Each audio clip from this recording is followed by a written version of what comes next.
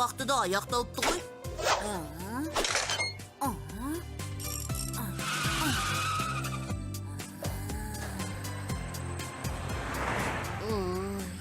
Самұрық. Сәлем, Зымыран. Қалайсың? Неге көңіл күйің жоқ? Самұрық, мен бүгінгі жарысқа қатысқан едім. Тежегішім істен шығып қалды.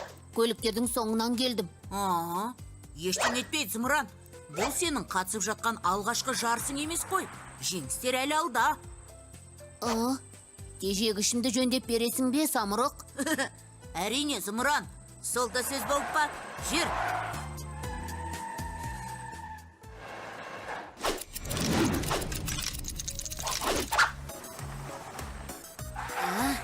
Рахмет саған, Самұрық.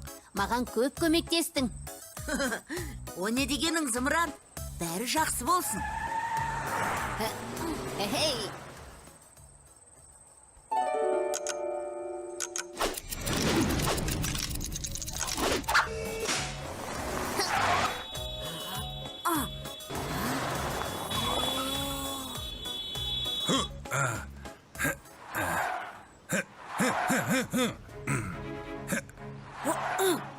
Мұнда не болып жатыр?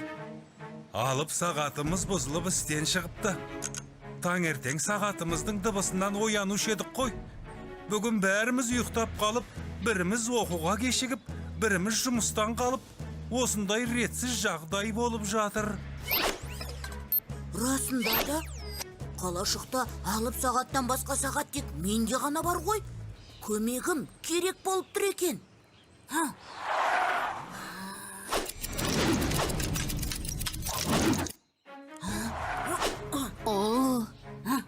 Енді қайттық.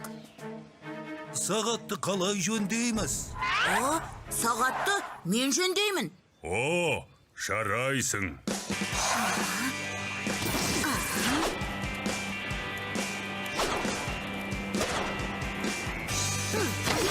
Зымыран, бер келші. Көліктер қалашығына енді сенің көмегің қажет. Қалайша? Екеулеп мұна алып сағатты жөндейік.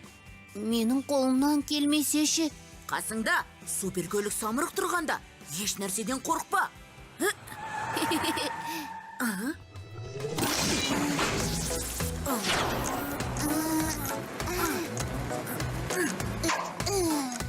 Жарайсың! Жарайсың, Зымыран! Жарайсың! Жарайсың, Зымыран!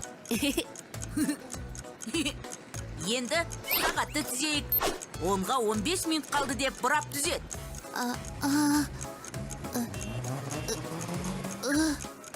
Зымыран, қара. Сағат тілдерінің ұзындықтары әртүрлі. Бірі сағатты 1 минутты көрсетеді. Кей сағаттардың тілшігі секундты да көрсетеді. Мұна ұзын тілшік 5 рет қозғалғанда 5 минут болады. Ал 5 минуттың 3 жиынтығы 15 минутты көрсетеді. Сенің түзеткенің 5 минуттың 2 жиынтығы және сағат тілшігі 9-ды көрсетіп тұр. Ал бізге 10-ға 15 минут қалды деп түзету қажет. Түсіндің бе? Рахмет, Самұрық. Сағаттың осы минут, сағат көрсететін тілшіктерін шатастыратын едім. Сен маған өте түсінікті етіп түсіндіріп бердің.